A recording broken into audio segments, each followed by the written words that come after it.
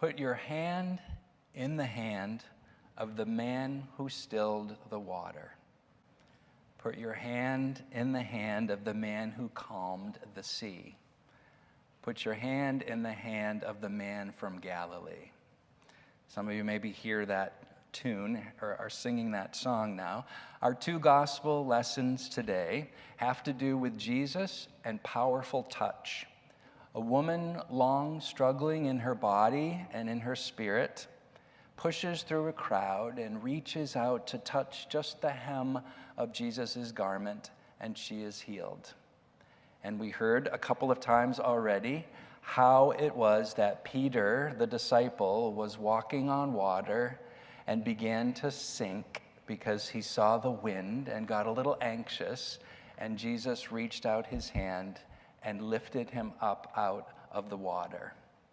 Touch can be meaningful, touch can be memorable, touch can be something that's missing. I recently saw a video of a woman who was trying to explain to her 11-year-old child on his 11th birthday that she remembered the first time that she held him, but she couldn't remember the last time that she held him.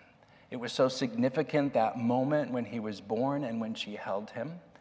But through all of their lives, weaving together throughout every day and night, and sometimes in the middle of the night, she couldn't really remember the last time that she held him. And it was significant for her to wonder and then to ask him, "Can I hold you one last time so I remember this moment?" And as she cried and he laughed, he jumped up into her arms and she held him tight. I'm thinking today, Ralph, about your bride, Cindy Wessel, as she has spent a few days with her mother, who just died in California. And the flowers today are in celebration of Tyler, who died by suicide 5 years ago this week. And so I'm thinking about Cindy, the first time she touched Tyler and the last time she touched Tyler. The times this week when she held her mother's hand, and then the last time when she let it go. And how significant touch is for us. You probably have stories of those of your own. The touch and the holding and the letting go and the clinging to one another in the midst of all of it. Last Sunday, we sang a hymn that is seemingly quickly becoming a favorite hymn of yours. I know that because of the way you sang it and the way that people talked about how palpable it was for them afterwards. It's called "For Everyone Born, a Place at the Table." And in there's a line that says, "The hands of a child in the hands that are wrinkled." The hands of a child in the hands that are wrinkled. This idea of intergenerational play, this idea of gifts moving through the generations, this idea that we're all in it together at the same time, regardless of how new we are or how long we have been in the midst of this life journey. We sang the refrain a few weeks before we sang the whole hymn, and the refrain says, "And God will delight when we are creators of justice and joy, compassion and peace." Yes, God will delight when we are creators of justice and joy. We learned that refrain and sang it robustly, and then a few weeks later, which was last Sunday, we sang the whole hymn, not just our song leader singing the verses. And in those verses, a few somebodies actually commented that we skipped a verse. We skipped a verse intentionally. Not because we didn't think there was something important in there, but because we weren't quite comfortable with those words. And the verse said, "For just and unjust, a place at the table. Abuser abused with need to forgive. In anger, in hurt, a mindset of mercy. For just and unjust, a new way to live." What's interesting is when you go back and look at the author of these texts, she wrote it in 2008 because with her Methodist church, she was talking about the Universal Declaration of Human Rights for shelter and safety and food, and then thinking more about what are our responsibilities as Christians, as people of faith. And this fourth verse about abuser and abused together and about forgiveness sparked a lot of conversation and controversy because it sounds so simple. The abuser and abused will need to forgive. Complicated. Because sometimes, even though we're talking about the meaningful moments of touch and the significance of them, sometimes touch is abuse, and sometimes touch is unkind. And we always talk about how important it is to break the silence and talk about the things that are awful, and the things that are ugly, and the things that harm. Yesterday, I was part of a group with AFS, an exchange student program, as we welcomed the new students for this upcoming year. We always have to talk about things that are ugly, about guns and violence and abuse, so that the youth that come pay attention to their bodies, to the choices that they make, to their surroundings, so that they can be aware, and then we can hopefully set that aside so they can fully enjoy their year. But it's important for us not to forget that even in the midst of these stories that we're remembering today about important touch of healing and rescuing, that sometimes touch moves in a very different direction, and we want to be honest and aware and move toward healing and move toward right relationships as we can. So there are lots of hymns, not just this one, that talks about that gentleness and that strength, that touch from God. Some of you maybe have been thinking about Precious Lord, Take My Hand, or God's got the whole world in God's hands. We're going to hear in a little bit Keith Dahl singing on Eagle's Wings during the offering, and God will raise you up and hold you in the palm of God's hands. After our offering, we'll sing Make Me a Servant that says, Lord, let me lift up those who are weak. And so the responsibilities are ours, and God reaches out to us with God's tenderness and God's strength. Throughout Scripture, there are other stories about touch. We remember Jesus lifting the children, holding them. The Good Samaritan who helped to bind the wounds of the one who was ill, lifted him onto his donkey, brought him to a safe place. You remember Jesus washing the disciples' feet. You remember God forming people and forming the world at creation. Last Sunday we talked about Jacob wrestling with the angel, or wrestling with God, or wrestling with himself, but the physicality of that. And then there are other stories outside of Scripture. You might remember stone soup, where everyone brings a gift to put into the pot of soup. The starfish story, where one starfish is on the beach and someone picks it up and throws it back into the water. Stories of the invisible hand, a hand that comes to help people when they thought they were alone, but the hand enters into their story and helps them. Sometimes we reach out. Sometimes someone else reaches out for us. Sometimes we need someone to hold us, to rescue us, to save us. And sometimes we are the ones who are available and just simply reach out to them. Some of you know Teresa of Avila's piece that's called Christ Has No Body, or Christ Has No Hands But Yours. It goes like this. Christ has no body but yours, no hands, no feet on earth but yours. Yours are the eyes with which he looks compassion on this world. Yours are the feet with which he walks to do good. Yours are the hands with which he blesses all the world. Yours are the hands, yours are the feet, yours are the eyes. You are his body. Christ has no body now but yours, no hands, no feet on earth but yours. Yours are the eyes with which he looks compassion on the world. Christ has no body on earth but yours. I found a few others, poems that I think are significant and that might lead us deeper into this idea of how our hands are tools, our hands are gifts, and so are the hands of one another when they're used for love, when they're used for justice, when they're used to multiply joy and relieve pain and burden. This is called These Hands. These hands have held on. They have held babies, coffee cups, photographs, doors open, and one another. They have trembled. They have worked. They have carried what was too heavy. And sometimes, when we did not know what to say, these hands simply reached out. Perhaps this is one way we bear the image of God, not because our hands are perfect, but because they can reach, they can welcome, they can lift, they can release. They can say without a single word, "You are not alone." And this next one is called reach. There is a difference between being rescued and being reached for. A hand says, "I see you. I am here. Take hold."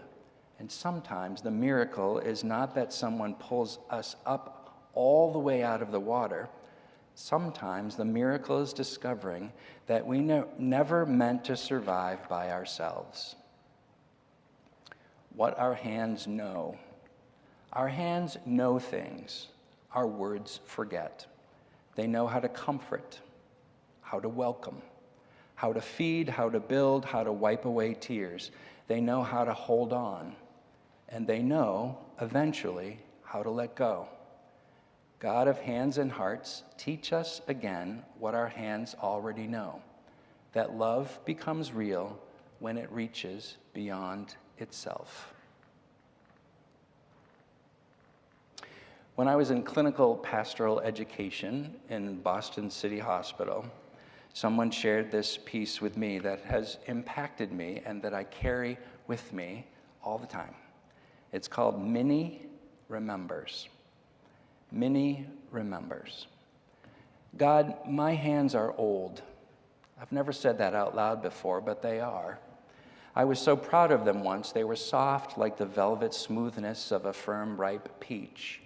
Now the softness is more like worn-out sheets or withered leaves. When did these slender, graceful hands become gnarled, shrunken claws? When, God? They lie here in my lap, naked reminders of this body that has served me well. How long has it been since someone touched me? 20 years? 20 years I've been a widow, respected, smiled at, but never touched. Never held so close that loneliness is blotted out. I remember how my mother used to hold me, God, when I was hurt in spirit or in flesh. She would gather me close, stroke my silky hair, and caress my back with her warm hands. Oh, God, I'm so lonely. I remember Hank and the babies. How else can I remember them but together? Out of the fumbling, awkward attempts of new lovers came the babies, and as they grew, so did our love. And God, Hank didn't seem to mind if my body thickened and faded a little. He loved it and touched it. He still loved me and didn't mind if we were no longer beautiful. And the children hugged me a lot. God, I'm lonely. Why didn't we raise the kids to be silly and affectionate as well as dignified and proper? They do their duty. They drive up in their fine cars. They come to my room and pay their respects. They chatter brightly and reminisce, but they don't touch me. They call me mom or mother or grandma, but never Minnie. My mother always called me Minnie, and my friends too. Hank called me Minnie, but they're gone now, and so is Minnie. Only grandma is here, and she's lonely. Today's gospel lessons remind us of how important touch is to all of us. Even though we have different levels of comfort with our touch, even though we must keep in mind how touch can be harmful. The stories remind us of our interdependence, that none of us is self-sufficient, none of us can make it by ourselves, that we need people to help us, to hold us, to lift us up, to prop us up, to come alongside of us and just gently remind us that we're in a body, and that we are spirit and body mingled. And so I want to give you an experience now. Some of you will not like this. Some of you might really welcome it. Some of you might push against it and find that maybe it has some significance for you, because it's important for us to make sure that when we are in worship, we don't just talk about God, but we try to experience God with our senses, with our bodies. And so I want to invite you, if you will, to enter into this guided meditation that I found that I think is pretty powerful. So it invites us to take a moment to settle into our seat, to maybe put your feet on the floor if they're not, and to try to rest your shoulders and soften them a little bit, to take a deep breath and let your breathing find its own gentle rhythm. And then the invitation is to hold your hands out in front of you and just look at them. Really look at your hands. Hands that have carried you through life. Notice the shape of them. Notice your palms. Make sure you look at the back of your hands, your fingers, the lines and the creases, the places where the skin is smooth and the places where it's rough. There are marks that tell stories. Maybe you see scars, maybe there's a ring, maybe there's a callus, maybe there's a crooked finger, maybe there's a fingernail that never quite looks the way you want it to look. Maybe your hands look different than they once did. Just notice them. There's nothing about your hands that needs to be fixed in this moment. These are your hands.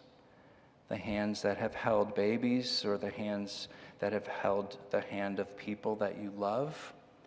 The hands that have cooked meals and written letters and turned pages and wiped tears and built things and created things and worked hard. The hands that have sometimes trembled. The hands that have sometimes reached out and sometimes pulled away.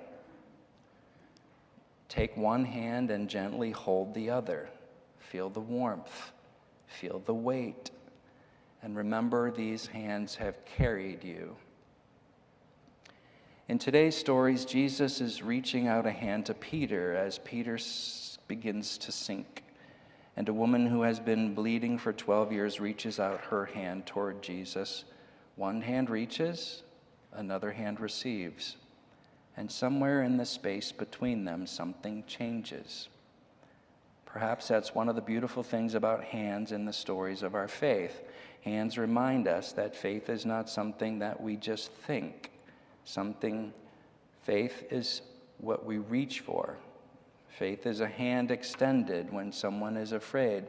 Sometimes faith is the courage to reach toward another person after years of being told to stay away. Sometimes faith is allowing ourselves to be helped. Sometimes faith is saying, I cannot do this alone. Looking at your hands again, imagine all the hands that have helped you along the way. Someone who held your hand when you were frightened. Someone who pulled you up when you fell. Someone who touched your shoulder and simply stayed beside you.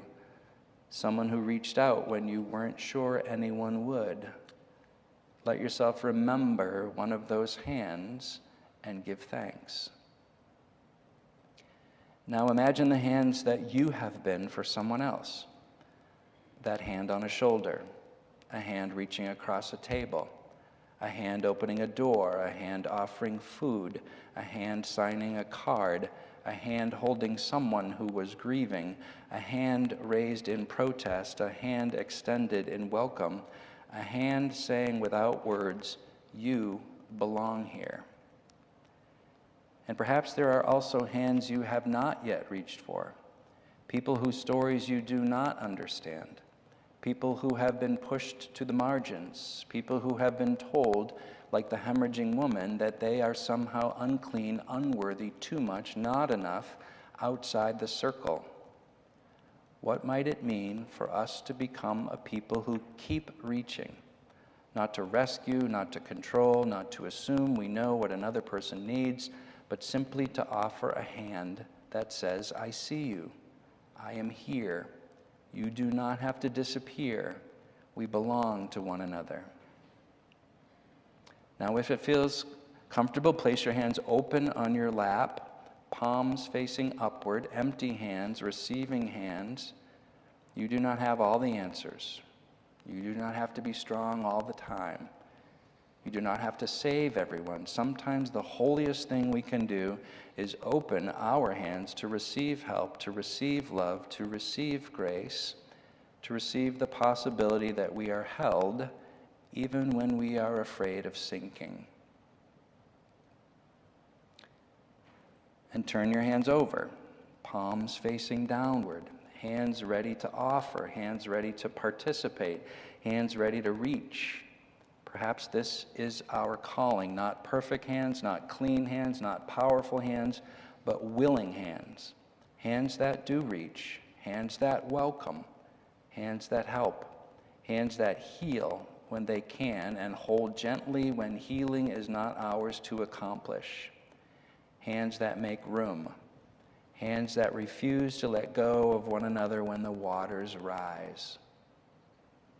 Finally, look one last time at your hands, these ordinary, remarkable hands, and hear this blessing.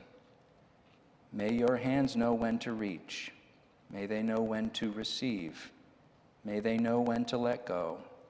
May they never forget that small acts of tenderness can change the course of a life. And may we become, together, a community where no one has to reach alone, because there are always hands ready to meet them. And please pray with us. God, sometimes we feel you close by. We feel you deep inside. It's like we can touch you. Other times we feel separate, alone. So help us to grow closer, to turn toward you, because you promise us that like goodness and mercy, you are following us all the days of our lives, that you have an outstretched hand, that you have availability, that you are our companion, that you accompany us always, that you move through us, you swirl around us, you are deep inside of us. Refresh us in this truth and help us to find ways to share it with each other and to listen to others' stories about you in their life and about how we can be more committed to one another and to your ways. Amen.